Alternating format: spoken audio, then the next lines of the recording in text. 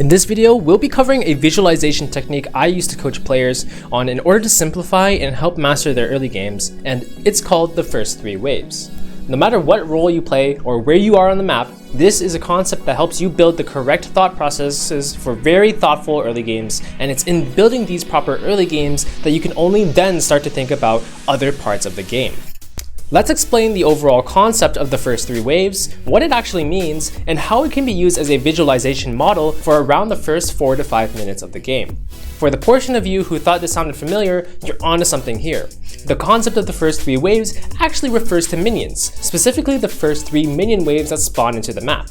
In League of Legends, minion waves spawn in sets of 3 in the early game, starting off with 2 normal waves and then the third wave being a cannon wave. The first 3 waves are especially important to think about because they are as constant as you can get within a game of League of Legends. In the very beginning of the game, this is when the least amount of factors in the game become applicable, and as such, there are very few variables that will influence the game state at that given time.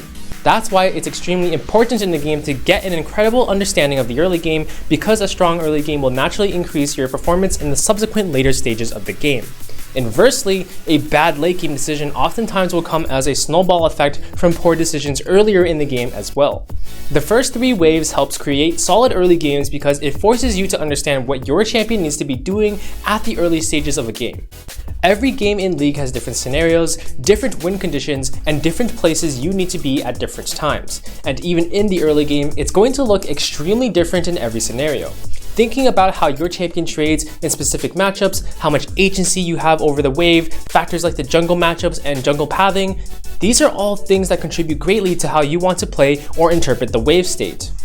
The positioning of the waves in the early game, especially the third wave, positions you differently and leaves you open to certain situations. Maybe you're the top laner and you know the enemy jungler is pathing top this game. Can you push in the wave and let it crash on wave 2 so it bounces back to you? Or do you need to draw that pressure since your jungler is also pathing top and you want to play for the skirmish? Are you even able to manipulate the wave to execute on either of these solutions? There's a lot of factors that go into a decision of how you want to play the first few waves, and this changes based on not only your own personal style, but based on information in the game that is presented to us. So examples of this are lane matchups, jungle matchups, the potential for skirmish from other lanes, the importance of the crab for both lanes and jungle, champion agency and win conditions, wave state, where you want the wave and why. As you get higher and higher into the ranks, your interpretation of these factors may also change accordingly.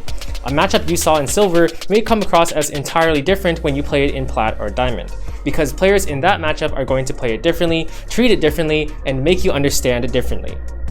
The amount of detail for each of these conditions, as well as the increase in the amount of information you interpret, will also be impacted as you improve at the game. And this information is basically universal, regardless of the role you're in or what you need to be doing.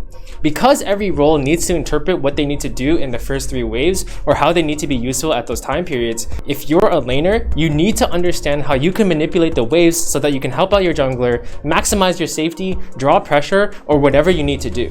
If you're a jungler, you can interpret the exact same information to understand what you need to do in order to either enable your lanes, fix their waves, or other things, which in turn can allow you to help yourself. No matter where you are or what you play, you need to be at least thinking about these things in the early game so you have a proper plan going into the game.